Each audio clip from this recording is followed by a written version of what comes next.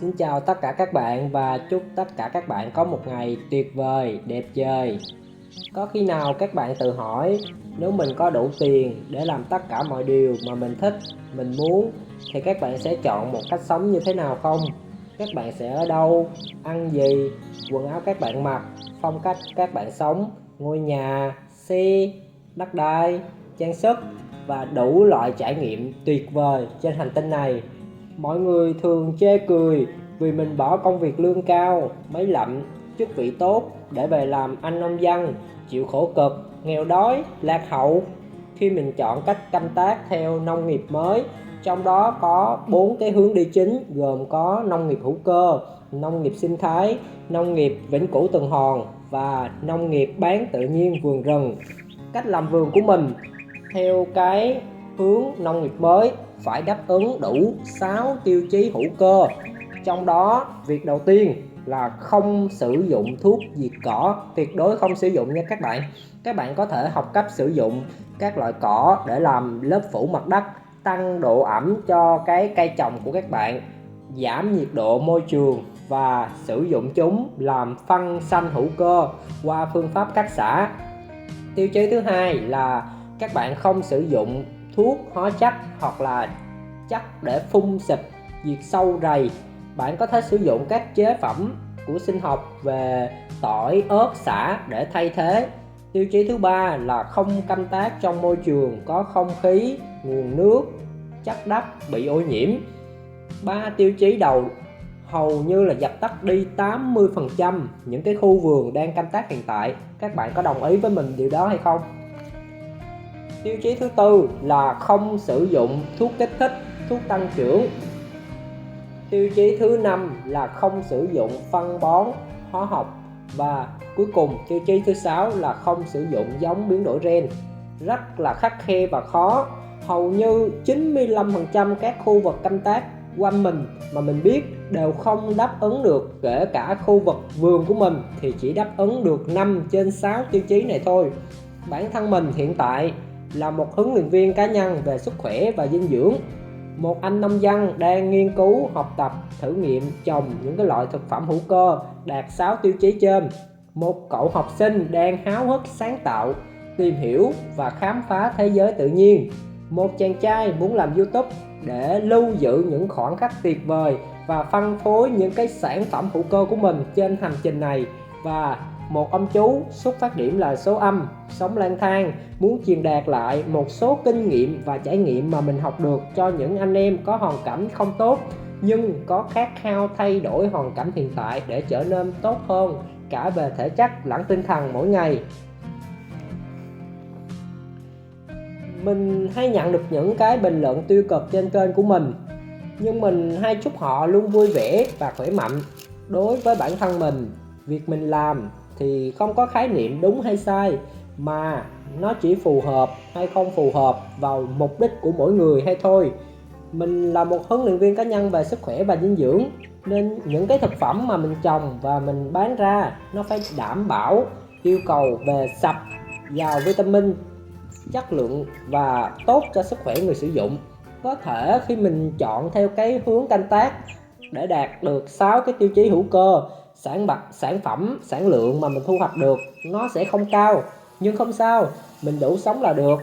Miễn là sản phẩm và dịch vụ mình đem ra thị trường cho bà con sử dụng nó sạch nè, nó tốt cho sức khỏe nè, và nó đảm bảo an toàn cũng như có lợi ích cho cộng đồng. Đối với mình như vậy là đủ rồi.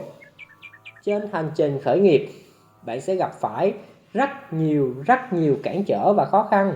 Đó là điều thiết yếu, là nguyên liệu để bạn nấu những món ăn tuyệt vời, là mắt xích cần để bạn vươn tới những bức tranh to lớn, là động lực để bạn chinh phục những mục tiêu lớn lao mới mà bạn đặt ra. Hãy cứ vững lòng với những điều mà bạn tin tưởng. Mỗi ngày trôi qua, bạn có 24 giờ để trải nghiệm.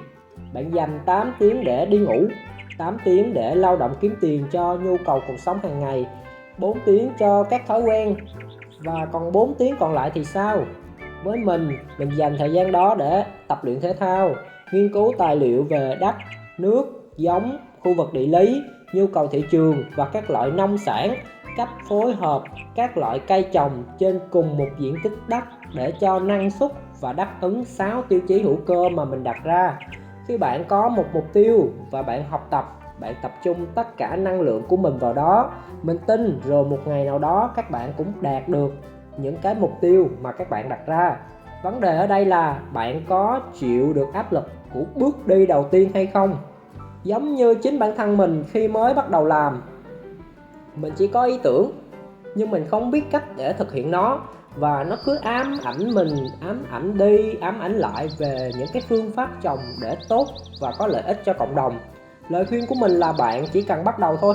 Giống như bạn đang lái một chiếc ô tô trong đêm và bạn chỉ thấy được khoảng 20-25 mét phía trước thôi.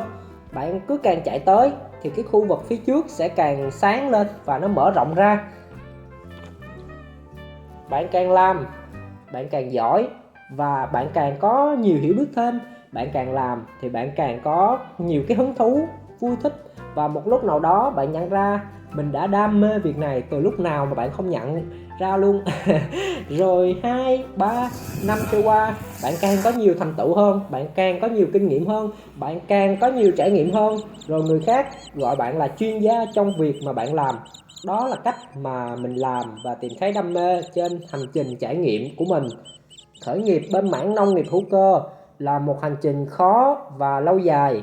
Bạn phải luôn sẵn sàng đối đầu với những áp lực và khó khăn của môi trường nè, của sự biến đổi khí hậu, của thiên tai, hạn hán và kể cả nhân họa nữa, để cung cấp được một cái sản phẩm tốt, đảm bảo sạch và giàu dinh dưỡng là cả một quá trình thử nghiệm, áp dụng, thất bại và lặp lại quá trình đó. Bạn phải luôn nuôi dưỡng và cải tạo đất để cái lớp đất của bạn nó càng ngày càng màu mỡ hơn. Bạn phải kiên nhẫn, kiên trì với hành trình của mình, với những cái việc làm của mình, với mục tiêu của mình để phục vụ. Và phục vụ là cách mà mình cảm thấy vui và hạnh phúc mỗi ngày. Phục vụ càng nhiều thì mình càng có nhiều năng lượng hơn và mình càng có nhiều tiền hơn. Về và khi mà mình càng làm mình càng giỏi và mình trở thành chuyên gia về cái việc mà mình làm, nhiều cơ hội đến với mình hơn và mình được gặp gỡ nhiều người hơn. Nhiều người cũng yêu thích làm nông nghiệp hữu cơ, rồi triển khai những cái mô hình về nông nghiệp sinh thái, nông nghiệp tuần hoàn vĩnh cửu và nông nghiệp bán tự nhiên vườn rừng. Các bạn có đồng ý với mình một điều là khi mà các bạn đi chợ, các bạn đi siêu thị, hoặc các bạn mua những cái sản phẩm nông nghiệp mà các bạn sử dụng hàng ngày, thì các bạn vẫn luôn lựa chọn những cái sản phẩm, những cái nông sản nào mà nó tươi, nhìn nó đẹp mắt.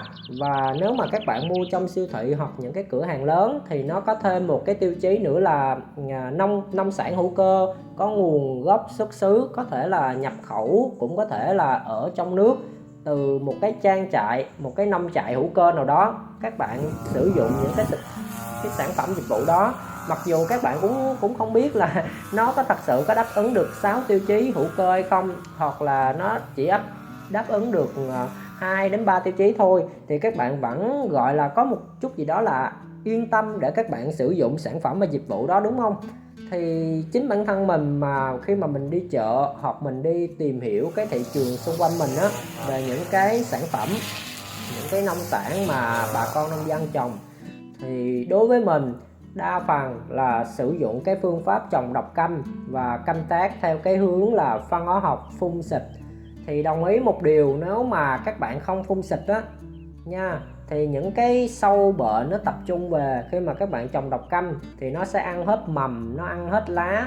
Thì chưa nói đến chuyện mà có sản phẩm ra cho các bạn sử dụng thì cái cây nó bị ăn hết rồi, lấy gì mà nó ra hoa, nó kết quả được.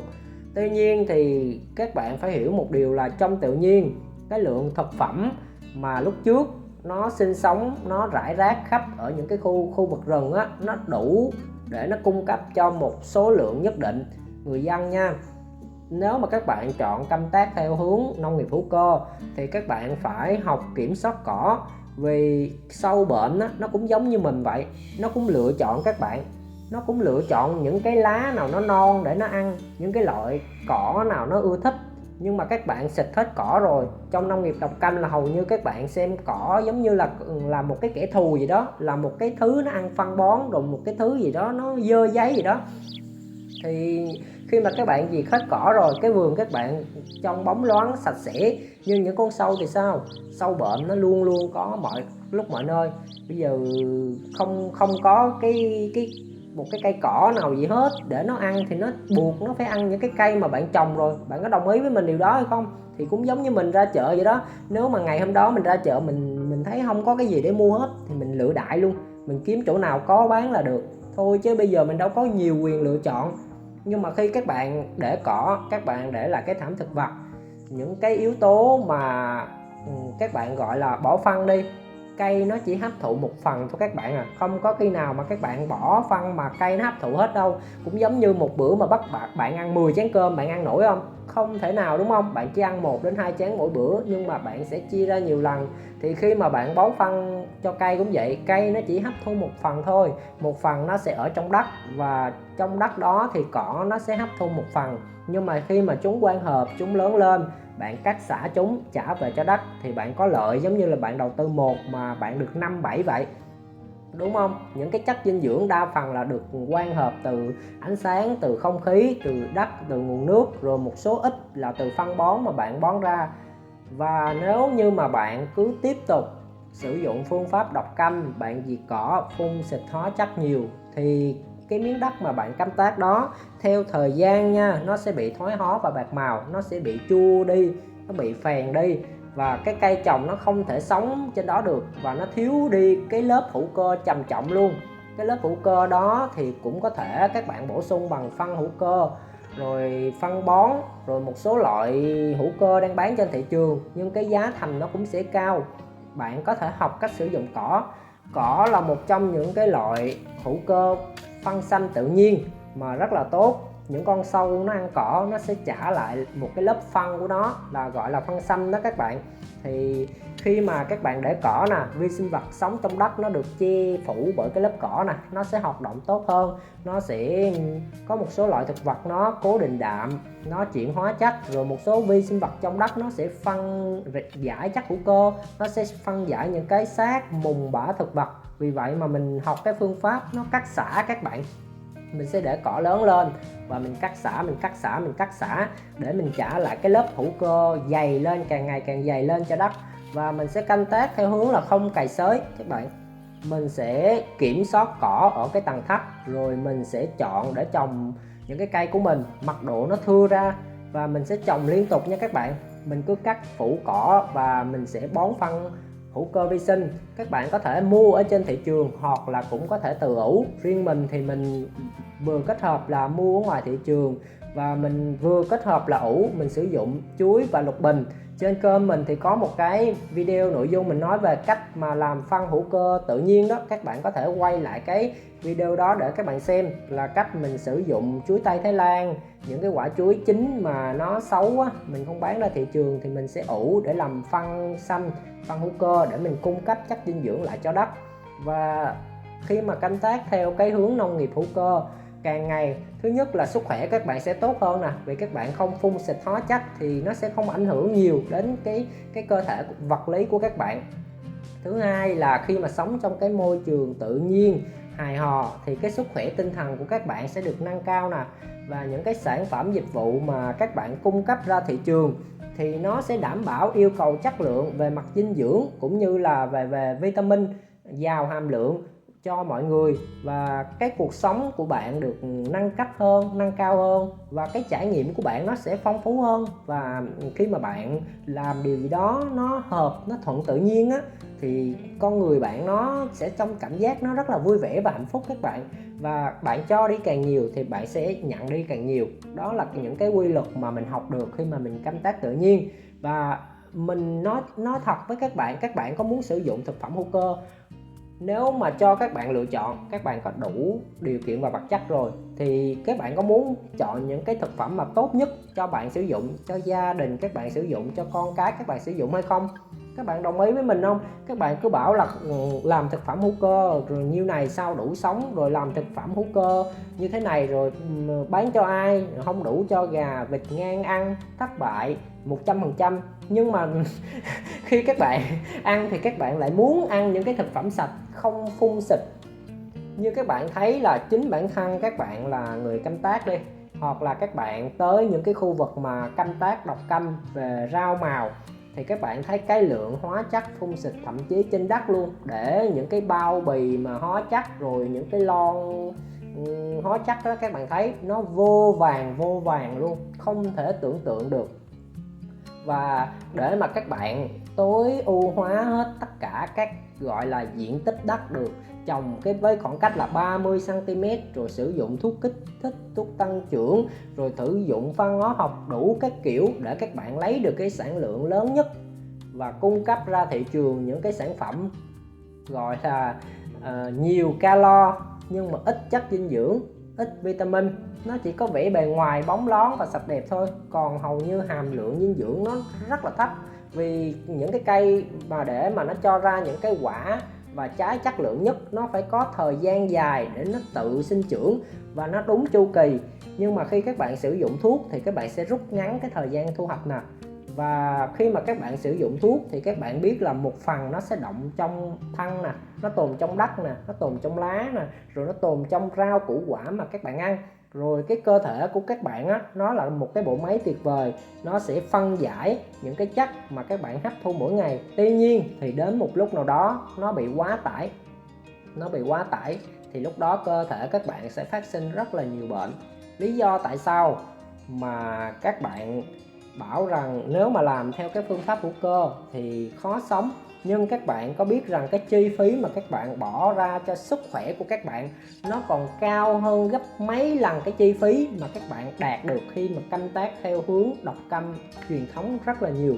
Khi mà các bạn lạm dụng một cái điều gì đó quá lâu, các bạn sẽ mặc định rằng đó là cái phương pháp tốt nhất, hữu hiệu nhất để các bạn làm hoặc canh tác hoặc các bạn làm việc.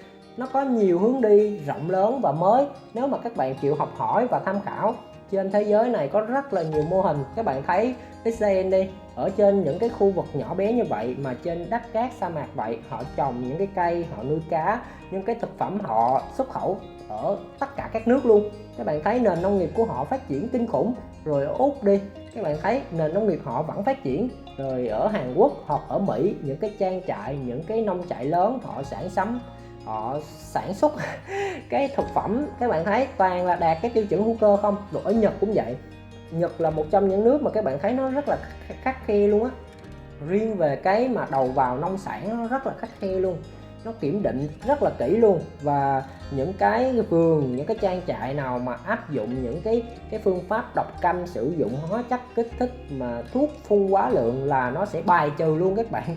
Các bạn thấy là người ta có cái quy định kiểm duyệt kỹ như vậy là để sau khi mà cái thực phẩm đưa ra thị trường nó buộc nó phải tốt cho sức khỏe của người sử dụng nè. Và khi đó là nó là một cái, khi mà các bạn sử dụng những cái thực phẩm đó, nó là một cái trải nghiệm tuyệt vời lắm. Các bạn chỉ có hai hướng thôi đúng không? Trong cuộc đời này các bạn là tốt về mặt tinh thần và tốt về cái mặt thể chất. Về mặt tinh thần thì cái lối sống của các bạn, cái lối sống mỗi ngày, những cái thói quen các bạn, nó sẽ hình thành nên cái môi trường, cái tư duy, rồi cả cuộc đời của các bạn luôn.